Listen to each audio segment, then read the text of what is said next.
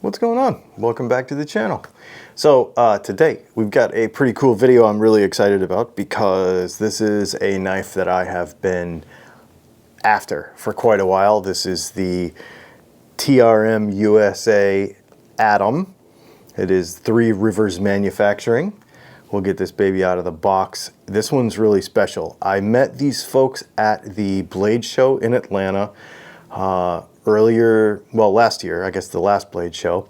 They gave me a titanium guitar pick, which I thought was really cool. And I told her, the gal that runs it there, I told her that we would definitely be getting one of their knives at some point. These are really hard to get. They're kind of, well, it's taken me a while to be in a position where I was able to buy one and able to find one at the same time. I found this one at Smoky Mountain Knife Works. Not sponsored by either of those companies. TRM doesn't know I'm making this video, and neither does Smoky Mountain Knife Works. But I love this thing and I want to share it with you. So let's go over to the bench. I'll show you some close-ups and stuff. This is a pretty cool knife. All right, so here is the Three Rivers Manufacturing Atom. And this is the textured titanium model. Comes with a little customer appreciation. They do a little monthly drawing. You can follow their Instagram and stuff. Great idea for social media engagement. Please do not oil me too much. Thank you. And here is the knife. The reason I think they say that this is not to be oiled too much is because I believe it is on phosphor bronze washers. So obviously, very first thing you can see is this beautiful textured titanium scales. Now you can get this knife in micarta, you can get it in G10, you can get it in like a smoother ribbed titanium texture, but this is kind of the granddaddy of them with that really cool textured titanium, and it's just super pretty and super bright too. There's a lot of other titaniums that are stone washed and various things like that that have, you know, kind of less sparkle to them, which I think is really, really cool about this knife. And what I think is really interesting about it as well, and we'll get into size comparisons in a minute, but it's super thin. Very, very thin for a full titanium liner lock knife. Usually when the liner lock is in the middle, the liners will be inside of the scales, and then it will make the knife thicker. And so this is a really nice version of this concept, I guess, is what I'm getting at.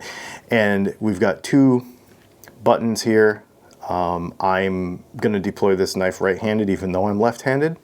We've got the Three Rivers conjoined, or whatever you want to call that, meeting up there in their logo there.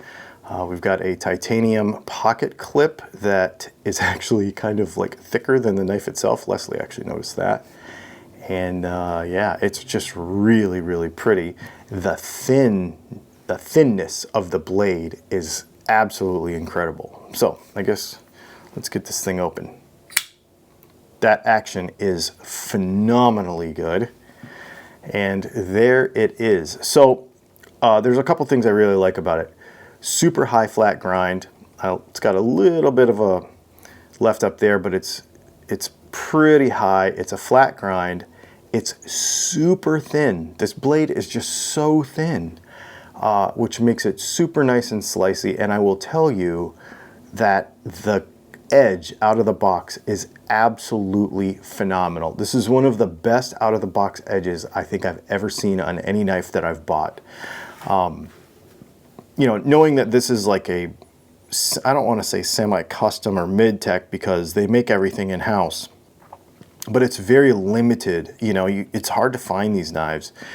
And it's just a couple people making them. TRM USA, it's a 20 CV blade there, got a nice stonewash finish to it, matches the handles really, really well.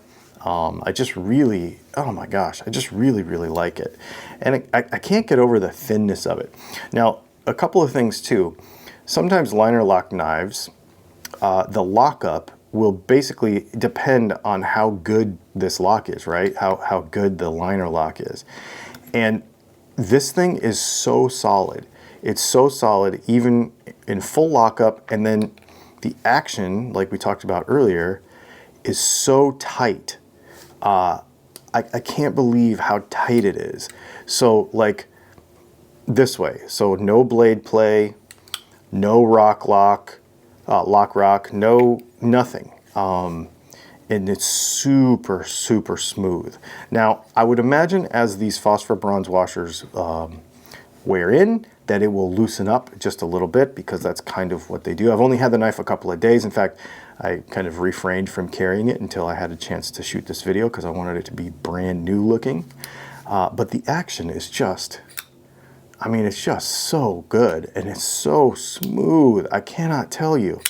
I just absolutely love it. And the sound is, I mean, it's just so solid, and wow, absolutely cool. Well, I'll tell you what, here's this knife, and let me grab another knife that I think, I wouldn't say compares to it apples to apples, but I'm going to compare it for a couple of reasons. This is my Chris Reeve Sebenza, and these knives, you know, of course, this knife is much more expensive than this one, but they have a couple of things that are very, very similar in feel, which makes this knife at $385 just an absolute value, because this knife is, well, with the micarta now, these are pushing about 600, I think. I didn't pay that for this, but I've had it a couple of years. This knife has that same kind of just buttery smoothness to those phosphor bronze washers, and it has the zero blade play and super tight lockup and very clean machining, just very clean. Maybe not quite to the level of the Chris Reeve, but when you really think about it, what I think that a couple of people are doing out of this shop, it compares to me in that next level, top level tier quality stuff. It's just such a pretty knife, and it just, I don't know, but the thinness of the blade is what really gets me, and how it feels. Now the Chris Reeve is obviously thicker, and this is S35 VN, or S45 VN, and this is 20 CV, but still, just absolutely incredible. You know, there's more engineering, there's a hollow grind here, there's a whole lot of things going on with the Chris Reeve, and so I know that a lot of people wouldn't make this comparison between these two knives, but if you're looking for something very next level, very kind of, you know, harder to get, not everybody's gonna have one, this knife is the jam. Let's see, common knives to size compare, because it is a little bit bigger.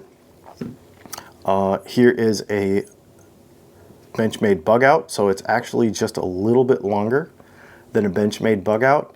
But let's talk about this again, the thickness, it's only a little thicker than a Benchmade bug out. So carrying it in the pocket, and the other thing is the shape of the scales, so they're thin, thicker, thin, and very contoured. So the way it comes in and out of your pocket is just so easy. So there's a Benchmade bug out comparison.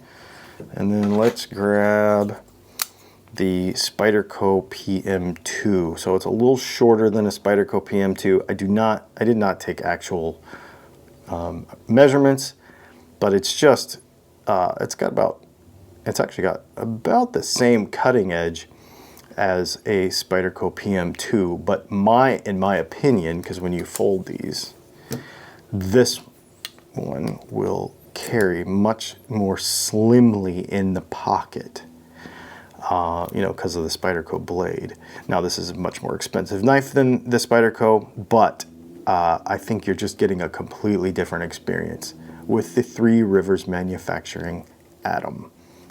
It is an unbelievable knife. So, there you go. Good luck trying to find one.